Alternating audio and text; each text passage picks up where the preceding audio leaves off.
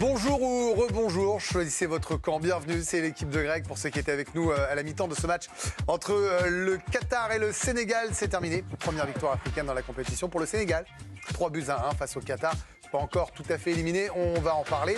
On parlera des Bleus, on sera avec l'entraînement de l'équipe de France à J-1 de ce match si important contre le Danemark. Autour de la table, il y a Camille Macali, il y a Dominique Grimaud, il y a Benoît Tremolinas, il y a Giovanni Castaldi, Djibril Cissé est avec nous et Raphaël Sebaoun.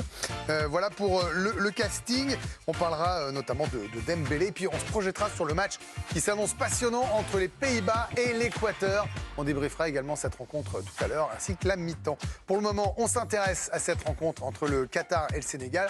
Les stats du match. Oui, vous rappelez qu'il y a eu 3-1 pour cette équipe sénégalaise, que notamment Bamba Dieng a marqué le dernier but des Sénégalais, qu'il y a eu un pénalty qui n'a pas été accordé pour le Qatar en première période. Les statistiques vous disent que la possession de balle était en faveur du Sénégal qui a dominé cette rencontre. 55% de passes réussies, 5 tirs cadrés. Il y a eu 3 tirs cadrés du Qatar en deuxième période. Il n'y en avait pas eu un depuis le début de la Coupe du Monde. Et puis 54% de duels gagnés par les Qataris. Voilà donc pour les statistiques. Voilà pour cette victoire du Sénégal, 3-1, Djibril Cissé. Elle était plutôt attendue, en tout cas, avant la rencontre. Il y avait cet avantage léger à la mi-temps. Est-ce qu'ils vous ont convaincu, les Sénégalais ? Au point de vue comptable, oui. Parce qu'il fallait à tout prix une victoire. Après, dans le contenu, on aurait pu s'attendre à une meilleure première mi-temps, peut-être. Après, ils en ont mis quand même 3. Et il y avait une attente, donc peut-être une pression et un stress sur eux particulier, mais ils s'en sont bien sortis. Et le troisième match sera quand même important. Ah oui, le troisième match sera décisif. Alors, c'est un peu tôt pour faire des projections, puisqu'on attend le résultat de ce match entre le Pays-Bas et l'Équateur. Il y a 2 choses à rappeler. Déjà, Raphaël, sans un tournoi FIFA, ce ne sont pas les confrontations directes qui comptent. Le premier critère, c'est la différence de but générale. Voilà, différence de but générale. Quel que soit le score, l'un contre l'autre. Ok. Et deuxième chose, le Qatar, ça on peut le dire, n'est pas encore officiellement éliminé. Oui, exactement. Déjà, pour que le Qatar ne soit pas éliminé, il faudrait tout à l'heure une victoire de l'Équateur face aux Pays-Bas et que le Qatar gagne son 3e match de poule face aux Pays-Bas et en marquant également beaucoup de buts. La cote est à combien, la qualification du Qatar ? On ne l'a pas encore. J'ai pas encore eu le temps de chercher, Dominique. 300 contre. Mais vous voyez quoi, je vais regarder pour vous faire plaisir. Non mais Dominique, c'est pas une blague, c'est pas une blague, c'est une information. Vous savez comment ça s'appelle ? Si on commence à être définitif, oui. l'Arabie Saoudite ne bat pas l'Argentine. Mon cher Benoît Tremolinas, cette rencontre, on attendait les Sénégalais sans Mané pour une qualif. Il y aura possiblement une finale contre l'Équateur. Il fallait passer cet écueil, c'est réussi. Oui, il y avait une étape à passer, ils l'ont fait. Ils ont marqué quand même 3 buts, ce qui est plutôt bien. Je ne suis pas forcément étonné parce qu'ils ont fait un très beau match face aux Pays-Bas, même sans Mané. Ils ont réussi à se procurer aussi des occasions. Donc voilà, ils valident un petit peu ce bon match face aux Pays-Bas avec cette belle victoire face au Qatar. Et effectivement, contre l'Équateur, ce sera une petite finale. Et puis Dominique, c'est la première victoire africaine, je le disais en ouverture d'émission. C'est aussi important parce qu'ils ont fait plutôt des bons matchs. Ils n'ont pas été récompensés jusque-là, les 5 équipes africaines. Oui, le premier but africain a été marqué par notre ami Dédé Ayou avec le Ghana hier soir. Et effectivement, on se réjouit de la victoire des Lions de la Teranga, comme on les appelle. Oui. Dès lors que Boulaye Dia, Bamba Dieng, Koulibaly, Edouard Mendy sont au niveau, il est sûr que le Sénégal, évidemment, prend une dimension supérieure, avec toujours, et on le gardera, ce regret de ne pas avoir, Sadio Mané. Oui, c'est pour le coup, avec Sadio Mané, le score, à mon avis, n'aurait pas été le même, tant face aux Pays-Bas que face au Qatar tout à l'heure. Edouard Mendy a fait un bon match, on l'avait vu en difficulté lors du premier match du Sénégal, même un peu responsable sur les buts engagés. Là, il a été bon et Dom a raison.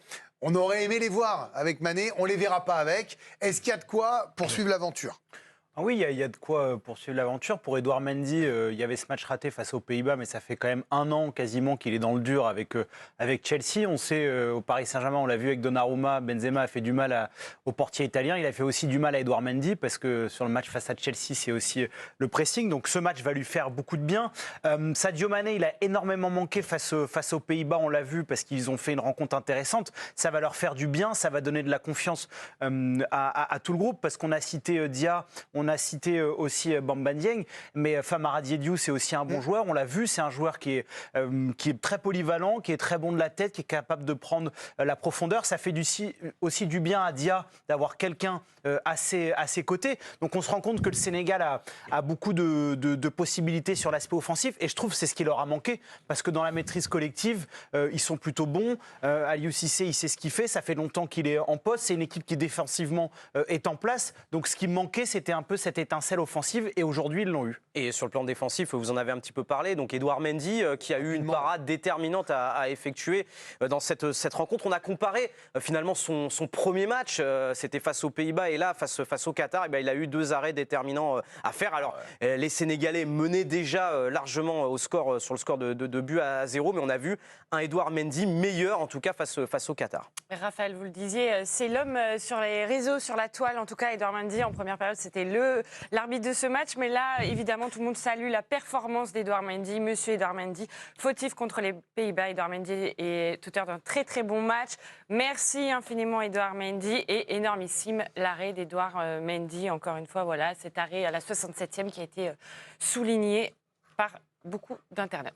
Merci Camille. Alors là, est-ce qu'il y a un joueur en top, ou alors est-ce qu'il y a une équipe, quelque chose que vous voulez souligner de cette rencontre qu'on va finir de débriefer? Je vous rappelle qu'on aura l'entraînement de l'équipe de France, on va parler des Bleus, on va parler de Dembélé, on aura également cette projection vers ce match si important entre les Pays-Bas et l'Équateur au vu de résultats.